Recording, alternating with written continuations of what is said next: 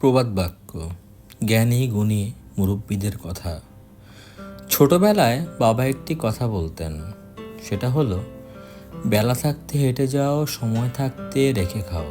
ছোট ছিলাম, কথার অর্থ বোঝার বয়স আমার তখন হয়নি। যখন বয়স হলো সব কিছু বোঝার, তখন বাবাকে এই প্রবাদ বাক্যের অর্থ জানতে চাইলাম। বাবা বললেন, বেলা থাকতে হেঁটে যাওয়া মানে হচ্ছে দিনের আলো থাকতে থাকতে সব কাজ শেষ করে ফেলো, তোমার যত প্রয়োজনীয় কাজ রয়েছে। আর সময় থাকতে রেখে খাও বলতে বোঝানো হয়েছে, এখন যেহেতু টাকা উপার্জন করছো, সেখান থেকে সঞ্চয় করো। এখানে দুটি বিষয় আছে। এক, দিনের আলোয় কাজ শেষ করে ফেললে তোমার কোনো বাতির প্রয়োজন হবে না, অপচয় হবে না। আর যখন তোমার বয়স হয়ে যাবে, তখন তোমার ওই সঞ্চয়ের টাকা দিয়ে তুমি চলতে পারবে।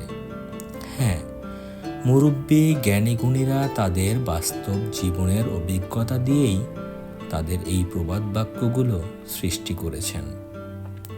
আমি মনে করি মুরব্বীদের কথার এই প্রবাদ বাক্যগুলো নিয়ে জীবন সুন্দর করে সাজানো সম্ভব, সুন্দরভাবে।